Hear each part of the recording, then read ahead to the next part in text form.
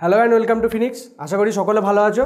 তো আগের এপিসোড পর্যন্ত আমরা দেখেছিলাম মাইটোকন্ড্রিয়া, প্লাস্টিড ইত্যাদি সম্পর্কে। এরপর কোষের যে আর একটা কোষ অঙ্গাণু সম্পর্কে আমরা জানবো, সেটা হচ্ছে রাইবোজোম। এবার দেখো রাইবোজোম কি কাজে লাগে না। রাইবোজোমকে আমরা সাধারণত বলে থাকি যে কোষের প্রোটিন ফ্যাক্টরি। অর্থাৎ রাইবোজোম কোষের যে প্রোটিন, আমাদের শরীরের মধ্যে যে প্রোটিন উৎপাদন করা, সে প্রোটিন তৈরি করতে সাহায্য করে রাইবোজোম। কার সহায়তায়? mRNA, tRNA ইত্যাদি সহায়তায় রাইবোজোম প্রোটিন উৎপাদন করতে পারে। এবার এই রাইবোজোম সম্পর্কে জানতে গেলে প্রথমে আমরা জানবো যে রাইবোজোম উৎপত্তি কোথা থেকে লাভ করে। রাইবোজোমের উৎপত্তি হয় নিউক্লিওলাস থেকে। এবার নিউক্লিওলাস কি? নিউক্লিওলাস হচ্ছে, আমরা যখন নিউক্লিয়াসটা পড়েছিলাম, সেই নিউক্লিয়াসে দেখেছিলাম যে নিউক্লিয়াসের ভেতরে যে একটা একটু গাঢ় অ্যাসিড রঞ্জকে রঞ্জিত একটা অংশ লক্ষ্য করা যায়, একটা ছোট গোলাকার গাঢ় অ্যাসিড রঞ্জকে রঞ্জিত একটা অংশ লক্ষ্য করা যায়, যাকে আমরা বলে থাকি নিউক্লিওলাস। অর্থাৎ নিউক্লিয়াসের ধাত্রের মধ্যে একটা গাঢ় অ্যাসিড রঞ্জকে রঞ্জিত একটা ঘন অংশ, গোলাকার অংশ লক্ষ্য করা যায়, সেটা হচ্ছে নিউক্লিওলাস। সেই নিউক্লিওলাসের মধ্যে আমরা বলেছিলাম যে সেখানে আরএনএ থাকে। এই নিউক্লিওলাস থেকেই রাইবোজোম তৈরি হয়। এবার এই রাইবোজোম যখন আবিষ্কার হয়, আমাদের যে জীববিদ্যার যে বিজ্ঞানী মহল, সেই বিজ্ঞানী মহলের মধ্যে প্রথম বিজ্ঞানী ক্লড প্রথম বলেন যে রাইবোজোম মানে তখন রাইবোজোম নামকরণটা তখন হয়নি, কিন্তু তিনি প্রথম বলেন যে রাইবোজোম নামক কোনো এক ধরনের অঙ্গাণু, এক ধরনের কোষীয় অঙ্গাণুর, এই কোষের মধ্যে যে উদ্ভিদ কোষ হোক বা প্রাণী কোষ হোক, জীবকোষের মধ্যে রাইবোজোম নামক এক ধরনের কোষীয় অঙ্গাণুর উপস্থিতি আছে। এবার সেই কোষীয় অঙ্গাণুর উপস্থিতির জন্য প্রোটিন সংশ্লেষ হয় ইত্যাদি ইত্যাদি তিনি লক্ষ্য করেন। তিনি খেয়াল করেন যে একটা কোষীয় অঙ্গাণু আছে, যে কোষীয় অঙ্গাণুটা প্রোটিন সংশ্লেষ করতে পারে। এবার তিনি প্রথম সেটা লক্ষ্য করেন বিজ্ঞানী ক্লড। তিনি প্রথম বলেন যে এটা আছে, এবং তিনি তখন তখন রাইবোজোম নাম দেননি, তিনি তখন তার নাম দিয়েছিলেন মাইক্রোজোম। তিনি তখন নাম কি দিয়েছিলেন? মাইক্রোজোম। তাহলে প্রথম কে খেয়াল করেন না, প্রথম রাইবোজোম নামক একটা কোষীয় অঙ্গাণু যে থাকতে পারে, সেই কথাটা প্রথম উল্লেখ করেন বিজ্ঞানী ক্লড, এবং তিনি তখন তার নামকরণ করেন মাইক্রোজোম। এরপরে কিছুদিন পরে বিজ্ঞানী রবিনসন এবং ব্রাউন উদ্ভিদ কোষের মধ্যে রাইবোজোমের উপস্থিতি লক্ষ্য করেন, এবং তার সাথে সাথে বিজ্ঞানী প্যালার্ড প্রাণীকোষের মধ্যে রাইবোজোমের উপস্থিতি লক্ষ্য করেন। তাহলে কে না, বিজ্ঞানী রবিনসন এবং ব্রাউন উদ্ভিদ কোষের মধ্যে রাইবোজোমের উপস্থিতি লক্ষ্য করেন, এবং বিজ্ঞানী প্যালার্ড প্রাণীকোষের মধ্যে রাইবোজোমের উপস্থিতি লক্ষ্য করেন। ঠিক আছে, তাহলে আমরা কার নাম জানলাম না? প্রথমে হচ্ছে সবার প্রথমে বিজ্ঞানী ক্লড প্রথম রাইবোজোম নামক কোনো একটা কোষাঙ্গাণুর উপস্থিতির কথা বলেন, এবং তিনি সেইটার নামকরণ করেন কি? মাইক্রোজোম। তখন তিনি রাইবোজোম নামকরণ করেননি, তখন তিনি নামকরণ করেছিলেন মাইক্রোজোম। এবং তার পরবর্তী ক্ষেত্রে উদ্ভিদ কোষের ক্ষেত্রে বিজ্ঞানী রবিনসন এবং ব্রাউন তিনি উদ্ভিদ কোষে রাইবোজোমের উপস্থিতি লক্ষ্য করেন, এবং তারপরে বিজ্ঞানী প্যালার্ড প্রাণীকোষে রাইবোজোমের উপস্থিতি লক্ষ্য করেন। ওকে, এবার এই বিজ্ঞানী প্যালার্ডই রাইবোজোম নামকরণটা করেন। তাহলে রাইবোজোম নামকরণ কে করেন? রাইবোজোম নামকরণ করেন বিজ্ঞানী প্যালার্ড। ওকে, আর রাইবোজোমকে মাইক্রোজোম উল্লেখ করেছিলেন বিজ্ঞানী ক্লড। তাহলে এখান থেকে আমরা দুটো শর্ট কোশ্চেন পেলাম, যে রাইবোজোমকে মাইক্রোজোম উল্লেখ কে করেন, বা বিজ্ঞানী ক্লড রাইবোজোমকে কী নামে উল্লেখ করেন। বিজ্ঞানী ক্লড রাইবোজোমকে মাইক্রোজোম বলে উল্লেখ করেছিলেন, বা মাইক্রোজোম উল্লেখ রাইবোজোমকে করেন বিজ্ঞানী ক্লড। আর রাইবোজোম নামকরণ কে করেন? রাইবোজোম নামকরণ করেন বিজ্ঞানী প্যালার্ড। প্রাণীকোষে রাইবোজোমের উপস্থিতিকে লক্ষ্য করেছিলেন বিজ্ঞানী প্যালার্ড। আর উদ্ভিদ কোষের ক্ষেত্রে রাইবোজোমের উপস্থিতিকে লক্ষ্য করেন রাইবোজোমের উপস্থিতি লক্ষ্য করেন বিজ্ঞানী রবিনসন এবং ব্রাউন। ওকে, তো এইটা গেল রাইবোজোম সম্পর্কে একটা বেসিক নলেজ। কি রাইবোজোম কোথা থেকে উৎপন্ন হয়, এবং রাইবোজোমের লক্ষ্যকে করেন, রাইবোজোমের নামকরণকে করেন ইত্যাদি। রাইবোজোম কোথা থেকে উৎপন্ন হয় বললাম, নিউক্লিওলাস থেকে। এরপর রাইবোজোমের একটু আণবিক গঠনটা দেখব। রাইবোজোম হচ্ছে আমাদের কোষের সেই কোষ অঙ্গাণু যার কোনো বাইরে কোষীয় যার কোনো আবরণ নেই, একটা আবরণবিহীন বা পর্দাবিহীন কোষ অঙ্গাণু হচ্ছে আমাদের রাইবোজোম। খুব ইম্পর্টেন্ট কোশ্চেন, পরীক্ষা শর্ট কোশ্চেন এসে থাকে, বা তোমাদের এমসিকিউতেও পেয়ে যাবে যে রাইবোজোমকে কোষীয় পর্দাবিহীন কোষ অঙ্গাণুর নাম। পর্দাবিহীন কোষ অঙ্গাণু আরও অনেক আছে, কিন্তু রাইবোজোম হচ্ছে তার মধ্যে একটা। তাহলে আমাদের পর্দাবিহীন কোষ অঙ্গাণু হলো রাইবোজোম। আরেকটা কি বললাম, আরেকটা শর্ট কোশ্চেন আসে যে প্রোটিন ফ্যাক্টরি কাকে বলে না, প্রোটিন ফ্যাক্টরি বলা হয় রাইবোজোমকে। এবার রাইবোজোমের আমরা কিছু আণবিক গঠন দেখো আমাদের প্রোক্যারিওটিক কোষ, ইউক্যারিওটিক কোষ, দু ধরনের কোষের কথা আমরা জানি। প্রোক্যারিওটিক কোষ হচ্ছে অনুন্নত কোষ, ইউক্যারিওটিক কোষ হচ্ছে উন্নত কোষ। এবার প্রোক্যারিওটিক কোষ এবং ইউক্যারিওটিক কোষ এই দু ধরনের কোষের ক্ষেত্রে দু ধরনের রাইবোজোম দেখা যায়। প্রোক্যারিওটিক কোষের ক্ষেত্রে দেখা যায় 70S রাইবোজোম, ভালো করে খেয়াল করবে, প্রোক্যারিওটিক কোষের ক্ষেত্রে দেখা যায় 70S রাইবোজোম, আর ইউক্যারিওটিক কোষের ক্ষেত্রে দেখা যায় 80S রাইবোজোম। ঠিক আছে, এবার সেই 70S আর 80S এই যে রাইবোজোমগুলো, রাইবোজোম সাধারণত দুটো অধ একক দিয়ে তৈরি হয়। ঠিক আছে, একটা রাইবোজোম, ধরো রাইবোজোমের স্ট্রাকচারটা এরকম হয়, এই যে রাইবোজোম দেখতে পাচ্ছ এটা হচ্ছে প্রোক্যারিওটিক কোষের রাইবোজোম, এটা হচ্ছে ইউক্যারিওটিক কোষের রাইবোজোম। এবার রাইবোজোম প্রধানত দুটো অধ একক দিয়ে তৈরি হয়, একটা হচ্ছে এটা যদি আমি প্রোক্যারিওটিক কোষের ক্ষেত্রে দেখি, প্রোক্যারিওটিক কোষের ক্ষেত্রে দুটো অধ একক, একটা হচ্ছে 30S আর একটা হচ্ছে 50S। এই 30S এবং 50S এই দুটো অধ একক নিয়ে তৈরি হয় 70S রাইবোজোম। এবার এস কি, এসটা আমি পরে বলছি। 30S এবং 50S এই দুটো অধ একক নিয়ে এই রাইবোজোম গঠিত হয়। তাহলে প্রোক্যারিওটিক কোষের ক্ষেত্রে যদি দেখি 30S একটা একক আর 50S একটা একক, তাহলে এই দুটো অধ একক নিয়ে তৈরি হচ্ছে আমার একটা টোটাল রাইবোজোম। সেটা কত? সেটা হচ্ছে 70S। আর ইউক্যারিওটিক কোষের ক্ষেত্রে ঠিক একইভাবে একটা 40S এবং একটা 60S, 40S এবং 60S এই দুটো অধ একক নিয়ে 80S প্রকৃতির একটা রাইবোজোম আমরা দেখতে পাচ্ছি। হলো, তাহলে এবার দেখো ভেতরে কি কি থাকে, রাইবোজোমটার গঠনের ভেতরে কি কি থাকে। দেখো এর মধ্যে এই যে 30S এবং 50S এই যে রাইবোজোমের কথা বলছি, এই যে রাইবোজোমটা ধরো এই যে 70S রাইবোজোম, 30S 50S দুটো অধ একক নিয়ে তৈরি। এবার এই 30S এর মধ্যে কি থাকে, 30S এর মধ্যে 16S একটা RNA থাকে, 16S প্রকৃতির একটা RNA থাকে, আর 21টা প্রোটিন থাকে। খুব ভালো করে খেয়াল করবে, 30S যে অধ এককটা, এই যে টোটাল 70S প্রকৃতির যে রাইবোজোমটা, তার যে 30S অধ একক, সেই 30S অধ এককে 16S প্রকৃতির RNA থাকে আর 21 মানে 21টা প্রোটিন থাকে। হলো, আর এই যে 50S অধ এককটায়, সে 50S অধ এককে কী থাকে, 24S এবং 5S এই দু ধরনের RNA থাকে। 24S প্রকৃতির একটা RNA আর 5S প্রকৃতির একটা RNA, এই দু ধরনের RNA থাকে আর 34টা প্রোটিন থাকে। তাহলে খুব ভালো করে খেয়াল করে দেখো, এই যে 70S প্রকৃতির যে রাইবোজোমটা আমরা দেখলাম, এই 70S প্রকৃতির রাইবোজোমের টোটাল RNA কটা আছে? RNA দেখো এই অধ এককে 16টা, 16S প্রকৃতির একটা আছে, আর এই অধ এককে 24S আর 5S মানে দুটো। তাহলে টোটাল আমার এখানে কটা? 3টে RNA আছে। হলো, 70S প্রকৃতির রাইবোজোমের টোটাল 3টে RNA, আর প্রোটিন কটা আছে? এই অধ এককে আছে 34টা আর এখানে আছে 21টা। তাহলে 34 আর 21 কত হয়? টোটাল হচ্ছে 55টা প্রোটিন।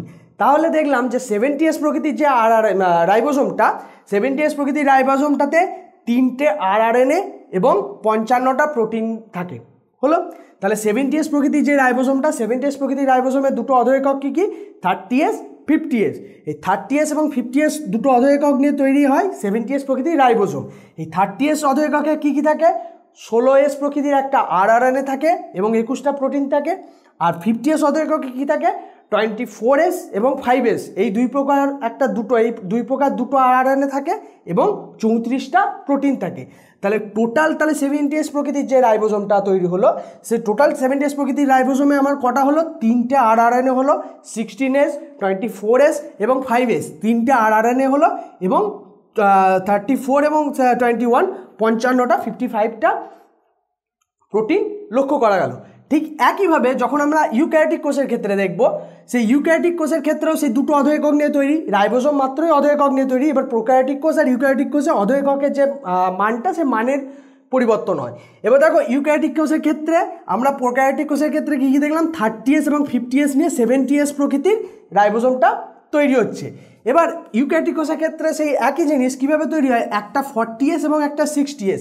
এই ছোটোটা, ওপরের যে এই ছোটো অধ এককটা, এটা হচ্ছে 40S, এবং নিচের এই যে বড়টা, এই বড়টা হচ্ছে 60S।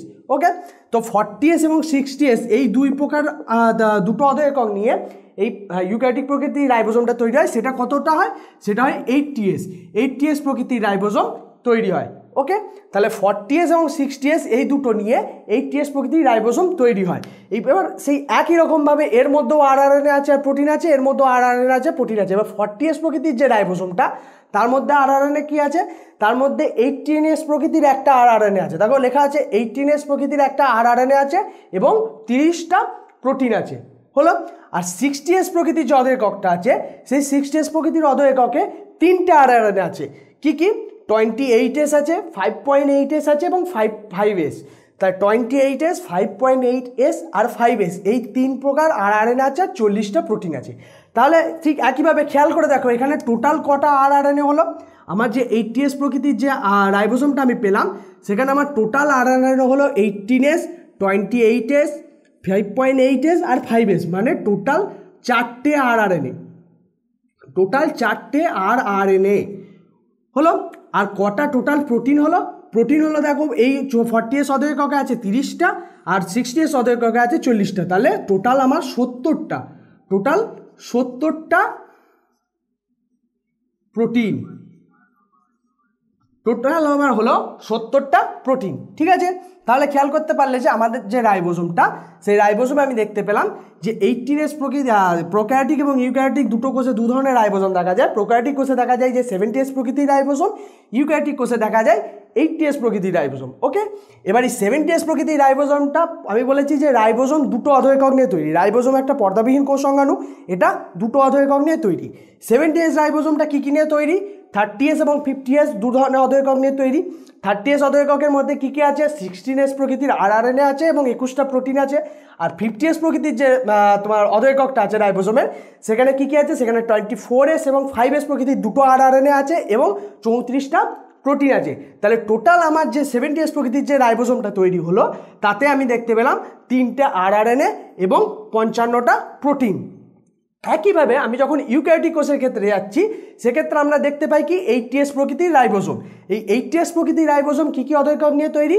একটা হচ্ছে 40s আর একটা হচ্ছে 60s। 40s অধঃএককে কী কী আছে? 40s অধঃএককে আছে 18s প্রকৃতির একটা rRNA আছে আর 30 বা 30টা প্রোটিন আছে। আর এই 60s প্রকৃতির যে অধঃএককটা, 60s প্রকৃতির অধঃএককে 3 ধরনের rRNA থাকে। কি কি? একটা হচ্ছে 28s, একটা হচ্ছে 5.8s আর একটা 5s। এই 3 ধরনের rRNA আছে আর 40টা প্রোটিন আছে। তাহলে টোটাল আমি যখন দেখছি যে 80s প্রকৃতির যে রাইবোসোমটা তৈরি হচ্ছে সেখানে টোটাল 4টে rRNA দেখতে পাচ্ছি এবং 70টা প্রোটিন দেখতে পাচ্ছি। তো এইটা হচ্ছে আমার রাইবোসোমের যে গঠনগত একটা বর্ণনা। ঠিক আছে, এবার যেটা তোমাদের বললাম সেটা হচ্ছে এই এস। এস কি না, এস হচ্ছে ভেদবার্গের একক। দেখো এখানে লেখা আছে এই যে এস হচ্ছে ভেদবার্গের একক। এবার এসটাকে ভেদবার্গটাকে যখন আমরা ইংলিশে প্রোনাউন্সিয়েশন করি বা ইংলিশে লিখি, ইংলিশে এর স্পেলিংটা হয় SVEDBERG, ভেদবার্গ। ভেদবার্গের প্রথমে এস দিয়ে স্পেলিংটা শুরু হয় কিন্তু প্রোনাউন্সিয়েশন যখন হয় তখন এসটা সাইলেন্ট থাকে, তখন সেই জন্য এই ভেদবার্গের নাম অনুসারে প্রথমে এইটাকে প্রথম অক্ষর যেহেতু এস তাই ক্যাপিটাল এস দিয়ে এই ইউনিটটাকে ডিনোট করা হয়ে থাকে। ওকে, তাহলে এই এস কি? ভেদবার্গের একক বা একে বাংলায় বলা হয় অবক্ষেপণ গুণাঙ্ক। এবার এই অবক্ষেপণ গুণাঙ্ক বলতে কি বোঝায় ওটা লেখা নেই, ওটা বলে দিই যে এই অবক্ষেপণ গুণাঙ্ক হচ্ছে যে সেন্ট্রিফিউগেশন যে মেশিন আছে, সেন্ট্রিফিউগেশন বা অবক্ষেপণ কেন্দ্রীয় অবক্ষেপণ যন্ত্র বলা হয় বাংলায়। সেন্ট্রিফিউগেশন মেশিন যেটা তোমরা ল্যাবেতে গেলে কোনো ব্লাড টেস্টের যে ল্যাব হয় সেখানে গেলে দেখতে পাবে সেন্ট্রিফিউগেশন মেশিন। সেই সেন্ট্রিফিউগেশন মেশিনের মধ্যে যদি কোনো জিনিসকে ঘোরানোর পর সেন্ট্রিফিউগেশন মেশিনে কী করা হয়, সেখানে রিভলিউশন পার মিনিটে আরপিএমে একটা নির্দিষ্ট আরপিএমে যে কোনো জিনিসকে তরলভাবে তরল করে টেস্ট টিউবের মধ্যে দিয়ে সেখানে টিউবের মধ্যে দিয়ে তাকে ঘোরানো হয়। এবার নির্দিষ্ট আরপিএমে ঘোরানোর পর তাকে যদি স্থিত অবস্থায় রেখে সেই স্থিত অবস্থায় রাখার পর যে হারে অবক্ষেপণটা পড়ে, ধরো ব্লাডের ক্ষেত্রেই যদি দেখি ব্লাডটাকে যদি এইভাবে ঘোরানো হয়, ঘোরানোর পর সেটা স্থিত অবস্থায় রাখার পর তার নিচে কিছু অধঃক্ষেপণ পড়ে, সেই যে অধঃক্ষেপণের হারটা ঠিক একইভাবে এই রাইবোসোমটাকেও যখন সেন্ট্রিফিউগেশন মেশিনে রেখে তাকে নির্দিষ্ট আরপিএমে ঘোরানোর পর তাকে যখন স্থিত অবস্থায় রাখা হয় সেক্ষেত্রে যে হারে অবক্ষেপণটা পড়ে মানে অবক্ষেপণের যে হারটা, সেই অবক্ষেপণের হারটাকেই বলা হয় অবক্ষেপণ গুণাঙ্ক। ঠিক আছে, এই অবক্ষেপণ গুণাঙ্কের মান কত? এর মান হচ্ছে 1 × 10⁻⁻13 সেমি পার সেকেন্ড পার ডাইন পার গ্রাম। ওকে, তাহলে আমার এই অবক্ষেপণ গুণাঙ্কের মাত্রাটা কত এখানে বড় করে লিখে দিচ্ছি, 1 × 10⁻⁻13 সেমি পার সেকেন্ড পার ডাইন পার গ্রাম। ওকে, তাহলে অবক্ষেপণ গুণাঙ্ক আমি কি বললাম না, অবক্ষেপণ গুণাঙ্ক বা ভেদবার্গের একক কি? এই এসটা হচ্ছে অবক্ষেপণ গুণাঙ্ক বা ভেদবার্গের একক। এস কেন লেখা হয় না, কারণ ভেদবার্গের নামের প্রথমটা শুরু হয় এস দিয়ে, SVEDBERG, ওই জন্য প্রথম নামের প্রথম লেটারটা এসটাকে দিয়ে এস দিয়ে ডিনোট করা হয়। এটা গেল। এবার ভেদবার্গের একক বা অবক্ষেপণ গুণাঙ্ক কাকে বলে? বলা হচ্ছে যে কোনো সেন্ট্রিফিউগেশন মেশিনে নির্দিষ্ট আরপিএমে ঘোরানোর পর তাকে স্থির অবস্থায় রাখলে যে হারে অধঃক্ষেপণটা পড়ে, মানে অধঃক্ষেপণ ওই যে অধঃক্ষিপ্ত হচ্ছে তার যে হারটা, সেই হারটাকে বলা হয়ে থাকে অধঃক্ষেপণ গুণাঙ্ক। এবার এই ভেদবার্গের ইউনিট বা ভেদবার্গের হারের বা অধঃক্ষেপণ গুণাঙ্কের মানটা কত? মান হচ্ছে 1 × 10⁻13 1 × 10⁻13 সেমি পার সেকেন্ড পার ডাইন পার গ্রাম। খুব ভালো করে খেয়াল করবে, এটাও পরীক্ষায় প্রশ্ন আসতে পারে, বিশেষ করে ক্লাস 11-এর ক্ষেত্রে, যে ভেদবার্গের ইউনিট কি আসতেই পারে। ভেদবার্গ একক কি? ভেদবার্গের এককের মান কত? ভেদবার্গের এককের মান বারবার বলে দিচ্ছি 1 × 10⁻13 সেমি পার সেকেন্ড পার ডাইন পার গ্রাম। এককটা খুব ভালো করে খেয়াল রাখবে, সেমি পার সেকেন্ড পার ডাইন পার গ্রাম। ওকে, তো এইটা আমার ছিল রাইবোজোম সম্পর্কে আলোচনা। তাহলে রাইবোজোম সম্পর্কে আমি কি বললাম একবারে যদি একভাবে বলে দিই, সেটা হচ্ছে আমাদের কোষের মধ্যে অবস্থিত পর্দাবিহীন কোষ অঙ্গাণু হচ্ছে রাইবোজোম। রাইবোজোমের কাজ কি কি? রাইবোজোম হচ্ছে আমাদের কোষের মধ্যে প্রোটিন তৈরি করতে সাহায্য করে। কার সহায়তায়? mRNA tRNA সহায়তায় প্রোটিন তৈরি করতে সাহায্য করে। সেই কারণে রাইবোজোমকে আমাদের প্রোটিন ফ্যাক্টরি, কোষের প্রোটিন ফ্যাক্টরি বলা হয়ে থাকে। ঠিক একইভাবে যেমন মাইটোকন্ড্রিয়া এটিপি উৎপাদন করতে পারে বলে মাইটোকন্ড্রিয়াকে কোষের পাওয়ার হাউস বা বলা হয়েছিল, সে পাওয়ার হাউস বলা হয় কোষের, বা শক্তিঘর বলা হয়ে থাকে। একইভাবে রাইবোজোম প্রোটিন তৈরি করতে সাহায্য করে বলে রাইবোজোমকে কোষের প্রোটিন ফ্যাক্টরি বলা হয়ে থাকে। হলো, এবার রাইবোজোম প্রথম কে লক্ষ্য করেন না? প্রথম হচ্ছে বিজ্ঞানী ক্লড। বিজ্ঞানী ক্লড প্রথম রাইবোজোম বলে কোনো এক ধরনের কোষীয় অঙ্গাণু আছে বলে তার কথা উল্লেখ করেন, এবং তিনি তখন রাইবোজোম নামকরণ করেননি, তিনি তখন তার নামকরণ করেছিলেন কি? মাইক্রোজোম। তার পরবর্তীকালে বিজ্ঞানী রবিনসন এবং ব্রাউন উদ্ভিদ কোষে রাইবোজোম লক্ষ্য করেন, এবং তারপরে বিজ্ঞানী প্যালার্ড প্রাণী কোষে রাইবোজোমের উপস্থিতি লক্ষ্য করেন, এবং সেখানে তিনি বিজ্ঞানী প্যালার্ড এই রাইবোজোম নামকরণটা, রাইবোজোম যে নাম, এই কোষীয় অঙ্গাণুটার নাম যে রাইবোজোম, সেই রাইবোজোম নামকরণটা করেন বিজ্ঞানী প্যালার্ড। ওকে, এই রাইবোজোম কোথা থেকে উৎপত্তি হয়? রাইবোজোম উৎপত্তি হয় কোষের নিউক্লিয়াসে অবস্থিত নিউক্লিওলাস থেকে। কোষের নিউক্লিয়াসে অবস্থিত যে ঘন গোলাকার অ্যাসিড রঞ্জকে রঞ্জিত যে অংশটা থাকে, যে নিউক্লিওলাস গাঢ় অংশটা, সেই অংশটা থেকে রাইবোজোম উৎপত্তি লাভ করে। হলো, এবার রাইবোজোমের যদি আমি বিভাজন করতে যাই, রাইবোজোমের আমি দেখবো যে আমাদের যে প্রোক্যারিওটিক সেল এবং ইউক্যারিওটিক সেল, দু ধরনের রাইবোজোম লক্ষ্য করা যায়। প্রোক্যারিওটিক সেলে কি দেখা যায়? প্রোক্যারিওটিক সেলে 70S প্রকৃতির রাইবোজোম দেখা যায়, ইউক্যারিওটিক সেলে 80S প্রকৃতির রাইবোজোম দেখা যায়। এবার রাইবোজোম যখনই আমি দেখি, রাইবোজোম হচ্ছে দু ধরনের অধঃএকক নিয়ে তৈরি হয়, দুটো অধঃএকক একসঙ্গে যুক্ত হয়ে একটা রাইবোজোম তৈরি করে। আর একটা জিনিস আমার বলা হয়নি, পলিরাইবোজোম। এই পয়েন্টটা দেখো, আমি কি বললাম যে একটা রাইবোজোম কি দুটো অধঃএকক নিয়ে একটা, যে কোনো 70S হোক বা 80S হোক, যে কোনো রাইবোজোম দুটো অধঃএকক নিয়ে একটা রাইবোজোম তৈরি হয়। এবার অনেকগুলো রাইবোজোম যখন একসাথে একটা চেনের মধ্যে অবস্থান করে, একটা রাইবোজোমের মানে RNA-র একটা চেন দিয়ে তৈরি হয়, একটা চেনের মতো অবস্থান করে অনেকগুলো রাইবোজোম, তখন তাকে বলা হয় পলিরাইবোজোম। খুব সিম্পল জিনিস, যখন অনেকগুলো রাইবোজোম একসাথে একটা সারিতে অবস্থান করে, একটা RNA চেনের মধ্যে অবস্থান করে, তখন তাকে আমরা বলে থাকি পলিরাইবোজোম বা পলিজোম, যা খুশি। ওকে, তাহলে আমি আর একটা যেখানে ছিলাম, যে রাইবোজোমের দু ধরনের হয়, প্রোক্যারিওটিক কোষ, ইউক্যারিওটিক কোষ। প্রোক্যারিওটিক কোষে 70S প্রকৃতির, ইউক্যারিওটিক কোষে 80S প্রকৃতির, এবং রাইবোজোম দুটো অধঃএকক নিয়ে তৈরি হয়। এবার 70S প্রকৃতির রাইবোজোমটা কী কী অধঃএকক নিয়ে তৈরি? 70S প্রকৃতির রাইবোজোমটা 30S এবং 50S এই দুটো অধঃএকক নিয়ে তৈরি। এবার তোমরা আমাকে হয়তো জিজ্ঞেস করতে পারো যে 30S এবং 50S টোটাল আমার যোগ করলে হচ্ছে 80S, তাহলে আমি সেটাকে 70S কেন বলছি? দেখো, খেয়াল করলে দেখতে পাবে এই যে 30S 50S, আমি যে ছবিটা এঁকেছি, ছবিটা দেখলে দেখতে পাবে যে এই যে অপরের অধঃএককটা আর নিচের অধঃএককটা কিছুটা জায়গা তাদের কমন। দেখো, আমি যদি এরকম করি যে এই কিছুটা জায়গা তাদের কমন, সেই হিসাবে তাদের চলে যায়। ঠিক আছে, তাহলে এইটা যদি 30S, এটা 50S যোগ করলাম আর 80S হচ্ছে, তাহলে এখানে 80S কেন হবে না? এক তো এসটা এটা নির্ণয় হয় অধঃক্ষেপণ গুণাঙ্কের উপর ভিত্তি করে। হলো, তাহলে এই 30S এবং 50S দুটো অধঃএকক নিয়ে আমার 70S প্রকৃতির রাইবোজোমটা তৈরি হয়। 30S অধঃএককটাতে কী কী থাকে? 30S অধঃএককে 16S প্রকৃতির RNA থাকে এবং 21টা প্রোটিন থাকে। আর এই 50S যে অধঃএকক, 50S অধঃএককে কী থাকে? 24S প্রকৃতির RNA, মানে দু ধরনের RNA থাকে, 24S এবং 5S, এই দু ধরনের RNA থাকে, আর প্রোটিন থাকে আমার 34, অর্থাৎ 34টা। তাহলে টোটাল আমার যে 70S প্রকৃতির যে রাইবোজোমটা তৈরি হলো, সেখানে আমি দেখতে পেলাম কি না, সেখানে দেখতে পেলাম যে 3টে RNA আছে আর 55টা প্রোটিন আছে, হলো। আর ইউক্যারিওটিক কোষে যখন রাইবোজোমে আমি দেখতে যাচ্ছি, ইউক্যারিওটিক কোষের রাইবোজোমে আমি দেখতে পাচ্ছি সেখানে কি 80S প্রকৃতির রাইবোজোম। অধঃএকক দুটো কি কি, একটা 40S আর একটা 60S। 40S অধঃএককে কি আছে, 40S অধঃএককে 18S প্রকৃতির একটা RNA আছে এবং 30টা প্রোটিন আছে। আর কি বলে এটা 16S প্রকৃতির যে 60 মানে অর্থাৎ 60S প্রকৃতির যে রাইবোজোম অধঃএককটা আছে সেখানে কি কি আছে, সেখানে 28S, 5.8S এবং 5S, এই তিন প্রকৃতির RNA আছে এবং 40টা প্রোটিন আছে। তাহলে টোটাল আমার RNA কটা হলো, টোটাল RNA হলো আমার 4টে এবং 70টা প্রোটিন। তাহলে এইটা হচ্ছে ইউক্যারিওটিক এবং প্রোক্যারিওটিক কোষের রাইবোজোমের যে পার্থক্যটাও এখান থেকে হয়ে গেল। এবার এই এস সম্পর্কে কি বললাম, এস হচ্ছে ভেদবার্গের একক, বিজ্ঞানী ভেদবার্গ আবিষ্কার করেছিলেন। ভেদবার্গের নামটা শুরু হয় মানে নামের স্পেলিংটা হচ্ছে SVEDBERG, যেহেতু ফার্স্ট লেটার এস সেই অনুযায়ী এসটা এবার উচ্চারণের ক্ষেত্রে যখনই আমি প্রোনাউন্সিয়েশন করি তখন এসটা সাইলেন্ট থাকে, তাই উচ্চারণের ক্ষেত্রে আমরা এসটাকে যেহেতু স্পেলিংয়ের ক্ষেত্রে এসটা প্রথমে আছে সেই জন্য এস দিয়ে এটাকে ডিনোট করা হয়, ক্যাপিটাল এস দিয়ে ডিনোট করা হয় ভেদবার্গের ইউনিটটাকে।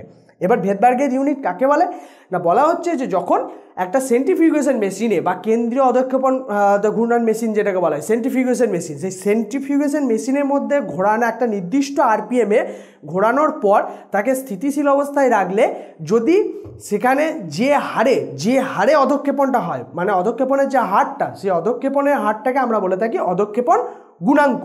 এবার এই অধঃক্ষেপণ গুণাঙ্কটার মান কত, 1 × 10⁻13 সেমি পার সেকেন্ড পার ডাইন পার গ্রাম। ওকে, তো এইটাই হচ্ছে আমার রাইবোজোম সম্পর্কিত আজকের ক্লাসের এই আলোচনা। তো রাইবোজোম সম্পর্কে এইটুকু জানলেই তোমাদের হবে, সেটা ক্লাস 9-এর ক্ষেত্রেও এটা যথেষ্ট, ক্লাস 11-এর ক্ষেত্রেও এইটুকুই যথেষ্ট। তো এইটাই হচ্ছে আমার রাইবোজোম সম্পর্কে আজকের আলোচনা।